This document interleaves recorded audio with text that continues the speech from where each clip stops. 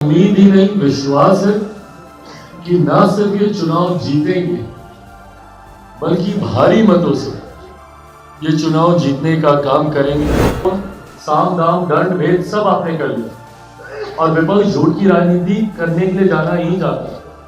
लोकसभा में भी लोगों को डराकर ये मत हासिल करने का काम करते रहे। वो दर्शाता है कि बिहार की जनता, और बिहार की जनता नहीं, ओवरऑल देश की जनता ने अब पुनः ये मन बना लिया है। कुछ राज्य जरूर थे लोकसभा के चुनाव के वक्त जो इनके झूठे नैरेटिव में आते हैं, तो अगर वो इस्तेमाल कर रहे हैं और ये जानकारी अगर अधिकृत तौर पर हमारे पास आती है तो जरूर इस पर एक्शन लिया जाएगा।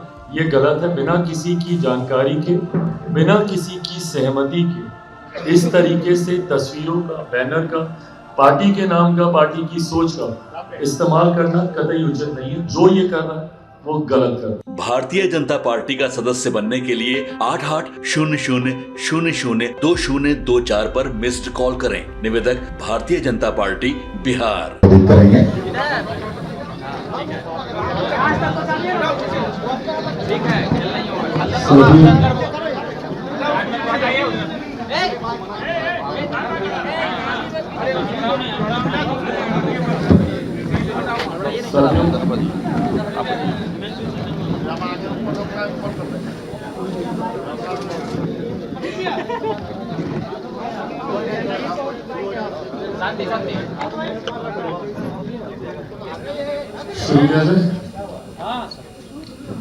साथियों, आज की ये प्रेस वार्ता मुख्यतः सिर्फ एक विषय को लेकर रखी गई है और वो विषय आप सब जानते हैं। जिस तरीके से विधान परिषद रोड को लेकर चुनाव प्रचार चल रहा है और उसमें एनडीए के हमारे प्रत्याशी, और मुझे खुशी है इस बात की कि एनडीए ने जनता दल यूनाइटेड, भारतीय जनता पार्टी, लोक जनशक्ति पार्टी, हिंदुस्तानी अवाम मोर्चा, राष्ट्रीय लोक मोर्चा, पांचों दल ने मिलकर एक ऐसे प्रत्याशी को चुना है जो ना सिर्फ हमारे छोटे भाई हैं बल्कि पूरी तत्परता से, पूरी ईमानदारी और पूरी लगन, पूरी मेहनत के साथ प्रदेश के विकास की सोच रखते हैं।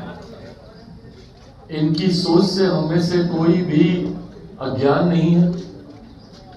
इनकी सोच को गठबंधन के प्रति, प्रदेश के प्रति हम लोगों ने रहकर समय समय पर हम लोगों ने विभिन्न डिबेट्स में अपनी पार्टी की तरफ से, गठबंधन की तरफ से इनको अपनी बातों को रखते हुए एक प्रवक्ता के तौर पर भी हम लोगों ने सुना है। और आज गठबंधन ने ये बड़ी जिम्मेदारी इनको दी है और आज मैं लोक जनशक्ति पार्टी रामविलास का राष्ट्रीय अध्यक्ष होने के नाते इस बात को कहने की शब्दों में ज्यादा जरूरत नहीं, पर एक औपचारिकता जरूर है ताकि किसी के मन में किसी प्रकार का कोई संदेह ना रहे। लोक जनशक्ति पार्टी रामविलास का, हमारे पार्टी के हर एक नेता, हर एक कार्यकर्ता का मजबूत समर्थन इस चुनाव में मेरे छोटे भाई अभिषेक जी को जाता है। इनके लिए हमारी पार्टी का हर एक नेता, हर एक कार्यकर्ता न सिर्फ प्रचार प्रसार बल्कि इनकी जीत को सुनिश्चित करने के लिए पूरी लगन, पूरी मेहनत के साथ पूरी पार्टी इसमें पहले से ही लगी हुई है। और इस बात का उम्मीद ही नहीं विश्वास है कि ना सिर्फ ये चुनाव जीतेंगे बल्कि भारी मतों से ये चुनाव जीतने का काम करेंगे। जिस तरीके से आज की तारीख में एनडीए गठबंधन के प्रति जनता का विश्वास बढ़ा है, बड़े बड़े दावे, बड़े बड़ी बातें अलग अलग समय पर विपक्ष के दलों के द्वारा किए जाते रहे। हम लोगों ने लोकसभा के चुनाव से हम लोग उनके झूठे दावे और वादों को सुनते आ रहे। लोकसभा के वक्त भी बड़ी बड़ी बातें कही गई थी कि इनको दिखा देंगे, इनको बता देंगे। क्या हो गया? हमारा गठबंधन न सिर्फ मजबूती से लोकसभा के चुनाव में हम लोग का प्रदर्शन रहा, बल्कि ये जो 4 सीटों पर उपचुनाव हुए हैं और ये महत्वपूर्ण है, इन उपचुनाव का गणित हम लोग के लिए समझना जरूरी है। और जो इन उपचुनाव का गणित समझ गया तो वो 2025 के परिणामों को भी समझ जाएगा। ये कोई सामान्य परिस्थिति नहीं है जिनमें उपचुनाव हुए थे। और किन सीटों पर उपचुनाव हुए थे, उनमें से 3 सीटें सिटिंग थी विपक्षी दलों के पास। तथाकथित इंडी अलायंस, यूपीए, महागठबंधन, जो भी ये लोग अपने आप को बुलाते हो, 3 उनकी सिटिंग थी। ना सिर्फ हमने अपनी एक रिटेन की है, बल्कि इनकी 3 सीटों को भी एनडीए गठबंधन ने जीतने का काम किया है। और उनमें से सीटें कौन कौन सी? बेलागंज की सीट, जो कुछ लोग अपना आधिपत्य मानकर चलते थे कि उन्हीं का ही अधिकार है। क्या बोलते थे वो लोग? उसकी हमारा गढ़ है। उनका गढ़ को एनडीए ने हासिल करने का काम किया, जहां लगभग 3-3.5 दशक से वो लोग इस सीट को नहीं, कोई दूसरा नहीं निकाल पाया था, उन्हीं के पास ये सीट रही। ऐसी सीटों को, तरारी वाली सीट, जिस तरीके से विशाल ने उस सीट को जीता, मनोरमा जी ने बेलागंज को जीता, ये चारों सीटें दर्शाती है। इमामगंज को भी लेकर दुनिया भर का प्रचार प्रसार, फलाना ढिमकाना सब बोला गया, गठबंधन पे सवाल उठाए गए, तमाम बातें बोली गई। हासिल क्या हुआ? साम दाम दंड भेद सब आपने कर लिया। और विपक्ष झूठ की राजनीति करने के लिए जाना ही जाता है। लोकसभा में भी लोगों को डराकर ये मत हासिल करने का काम करते रहे, अभी भी सिर्फ झूठ बोलकर। यहां नहीं गए तो इसलिए नहीं गए, वहां नहीं गए तो इसलिए नहीं गए। भाई, जब गठबंधन एक साथ है, और इस बात को आप सबके माध्यम से मैं स्पष्ट कर देना चाहता हूं, बिहार की जनता को भी पूर्णतः मैं स्पष्ट कर देना चाहता हूं कि लोक जनशक्ति पार्टी रामविलास हमेशा से एक ईमानदार सहयोगी की तरह रही है। जिस गठबंधन का हम लोग हिस्सा रहे हैं, मेरे नेता, मेरे पिता आदरणीय रामविलास पासवान जी से पार्टी के हर एक नेता कार्यकर्ता ने ये सीखा है कि हमारी पार्टी ने हमेशा एक सीमेंटिंग फोर्स का काम किया है। गठबंधन को कैसे और मजबूत किया जा सके, इस दिशा में हम लोगों ने हमेशा कार्य किया। वाद विवाद में उलझे बिना किस तरीके से गठबंधन को अपने दल का हम लाभ पहुंचा सके, इस दिशा में हम लोगों ने काम किया। तो अगर कभी भी किसी भी चुनाव में कोई भी इस तरीके का भ्रम फैलाता है, बिना किसी भ्रम में उलझे, बिना किसी की बातों में आए, मैं अपने तमाम समर्थकों से, अपने एनडीए गठबंधन के तमाम समर्थक जनता बिहारियों से यह आग्रह करूंगा कि बिना इनकी बातों में उलझे, और जो कि बिहार की जनता अब नहीं उलझती है, परिणाम लोकसभा के चुनावी थे, उस वक्त भी आरक्षण, संविधान को लेकर क्या क्या झूठ इन लोगों ने नहीं बोला। क्या हुआ? जीता कौन? एनडीए गठबंधन। इस वक्त भी चुनाव परिणाम से एक दिन पहले तक क्या क्या बातें ये लोग कर रहे थे कि चारों की चारों सीट एक तरफा रहेगा। एक सीट ये लोग नहीं जीत पाए, और तो और 3 तो आपकी अपनी थी, कम से कम उसको तो आपको बचा लेते, वो तक ये लोग नहीं कर पाए। तो दर्शाता है कि बिहार की जनता, और बिहार की जनता नहीं, ओवरऑल देश की जनता ने अब पुनः ये मन बना लिया है। कुछ राज्य जरूर थे लोकसभा के चुनाव के वक्त जो इनके झूठे नैरेटिव में आए, उन राज्यों में भी आज की तारीख में प्रदर्शन देखिए हम लोग। महाराष्ट्र उसका इतना खूबसूरत उदाहरण है, किस तरीके से प्रधानमंत्री नरेंद्र मोदी जी के साथ महाराष्ट्र, हरियाणा, ये वो राज्य हैं जहां पर विपरीत परिस्थितियों में हमारे गठबंधन भारतीय जनता पार्टी ने बेहतरीन प्रदर्शन किया। तो ऐसे में देश की जनता, और खास तौर पर आज जब हम लोग बिहार में इस चुनाव का हम लोग जिक्र कर रहे हैं, बिहार की जनता ने पूरी तरीके से मन बना लिया है।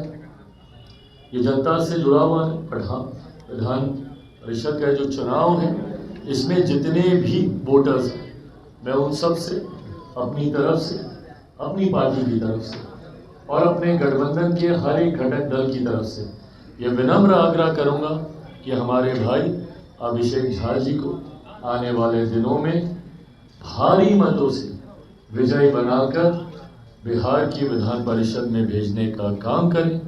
उम्मीद ही नहीं, विश्वास दिलाता हूं, क्योंकि इनको मैं व्यक्तिगत तौर पर भी अच्छे से जानता हूं कि आने वाले दिनों में ये विधान परिषद सदस्य बनकर आपसे जुड़े हुए मुद्दों को, आपसे जुड़े हुए विषयों को मजबूती से उठाकर आपकी हर संभव मदद करने का ये काम करेंगे। ये विश्वास मेरा इन पर है और यही विश्वास मैं आप सबको भी दिलाना चाहता हूँ। अब इसके अलावा आपके कोई और सवाल?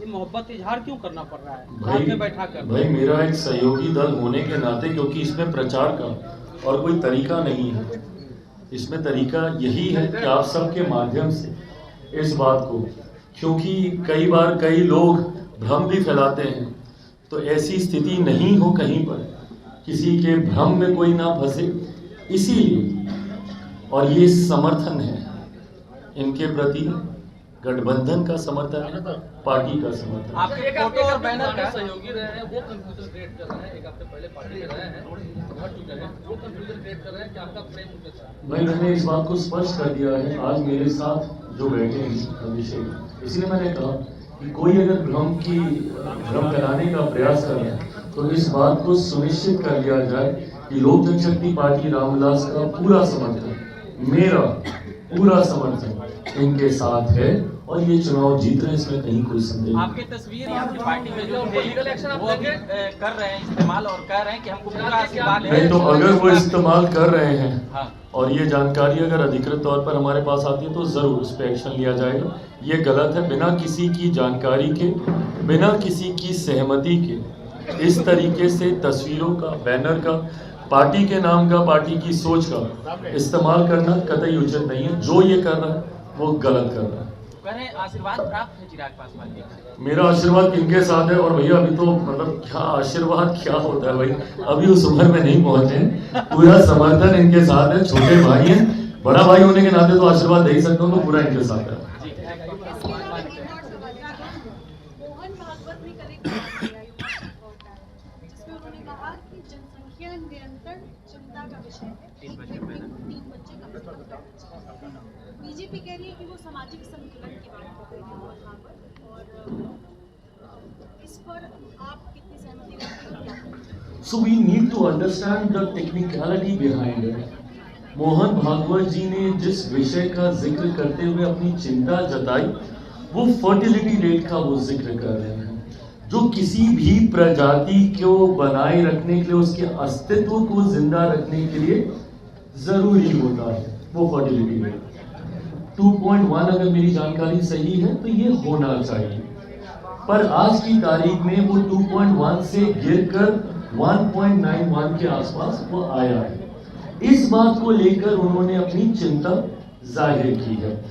जब ये फर्टिलिटी रेट इससे कहीं ज्यादा था तब भी ये चिंता देश ने जाहिर की थी, और उस वक्त जनसंख्या नियंत्रण किस तरीके से किया जाए इसको लेकर भी चर्चा हुई, हम दो हमारे दो, ये तमाम बातों को लेकर उस वक्त भी चर्चा हुई। मैं मानता हूं कि ये विषय उन्होंने उठाया है, इस पर एक चर्चा होनी चाहिए। ये चिंता का विषय है, जिस तरीके से आंकड़े बता रहे हैं, मुझे लगता है इस पर एक गहन चिंतन मंथन के बाद निष्कर्ष निकाला जाना चाहिए, क्योंकि ये चिंता का विषय है आज की तारीख। चिराग जी, पूरे देश में देखा जा रहा है, अजमेर शरीफ हो या सफल, हर जगह जो मस्जिद के नीचे जो बातें कही जा रही, प्यायल डाला जा रहा है, इस पर चिराग पासवान क्या कहता है? अजमेर शरीफ के बारे में कह दिया कि वहाँ पर शिव मंदिर है। देखिए, जहाँ जहाँ से ये जानकारी आ रही है, आदेश उसी आधार पर ये दिए गए हैं जहाँ पे तथ्य सामने आते हैं। मैं इस बात को मानता हूँ कि अगर कोई झूठा भ्रम फैला रहा होगा इसको लेकर, जहाँ पर ऐसी हकीकत नहीं है, उसके बावजूद भी उसमें किसी को घबराने की ज़रूरत नहीं है। जांच के आदेश बिना तथ्यों के कभी कोई भी न्यायालय के द्वारा नहीं दिए जाएंगे। इसको ज़रूर एक धर्म से जुड़ा हुआ विषय बनाने का प्रयास किया जा रहा है, पर मैं मानता हूँ कि अगर किसी विषय में सच्चाई नहीं है तो उनको घबराने की जरूरत नहीं है, पर अगर सच्चाई है तो वो जरूर सामने भी आनी चाहिए। क्या ताजमहल में शिव मंदिर का दावा किया भाई, जैसा मैंने कहा कि मैं ऑथराइज नहीं हूँ, मैं जांच एजेंसी नहीं हूँ। जो इन बातों को कह रहा है वो तथ्यों को सामने रखेगा, उसके आधार पर जो फैसले लिए जाते हैं उसी से ही चीज़ें आगे जो हो रही हैं। तो किसी एक व्यक्ति के कहने से नहीं होता है। जो एक व्यक्ति कह रहा है उसकी क्या सोच है, क्या मंशा, मैं उससे सहमत नहीं। पर हाँ, अगर कोई तथ्यों के साथ बातों को रख रहा है उसके आधार पर कार्रवाई की। झारखंड में बहुत बड़ी हार हुई है भाजपा की, इस पे आप लोग बात नहीं करते हैं कि महाराष्ट्र की जीत पे आप लोग बात करते हैं। क्या कारण है कि झारखंड में आप लोग हार गए? क्या वो आदिवासी? देखिए, ये भी हमारे गठबंधन के मंथन का विषय है और जिस पर तमाम घटक दल बैठकर, जिसमें सुदेश महतो जी की पार्टी भी है, अजसू भी है, भारतीय जनता पार्टी भी है, हम लोगों ने भी एक ही सीट पर एक लंबे समय के बाद झारखंड में गठबंधन के तहत हम लोगों ने चुनाव लड़ा। 2014 में भी हम लोगों ने चुनाव लड़ा था शिकारीपारा की एक सीट, उस वक्त भी गठबंधन के तहत हम लोगों ने लड़ी थी, पर उस वक्त हम लोग को सफलता नहीं मिली थी। पर आज हम लोग को सफलता मिली है, चतरा की एक सीट हम लोग जीते हैं। पर हाँ, बाकी जगह पे प्रदर्शन उस आधार पर नहीं रहा जो अपेक्षित था। इसमें तमाम प्रभारियों के साथ, जिसमें आदरणीय शिवराज सिंह चौहान जी भी हैं, जिसमें हेमंता बिश्व शर्मा जी भी हैं, भारतीय जनता पार्टी है, हम लोग की पार्टी है, आजसू है जो कि एक प्रमुख गठबंधन दल है झारखंड में, जनता दल यूनाइटेड है। सब लोग बैठकर इसके ऊपर जरूर मंथन करेंगे। मंथन चल भी रहा है, कुछ विषय हैं जो सामने आए हैं जिसकी वजह से संभवतः ये परिणाम हम लोग को देखने को मिले। पर मैं मानता हूं कि आने वाले दिनों में पुनः इन 5 सालों का उपयोग कर पुनः झारखंड में हम लोग एनडीए की सरकार बनाने में सफल रहेंगे।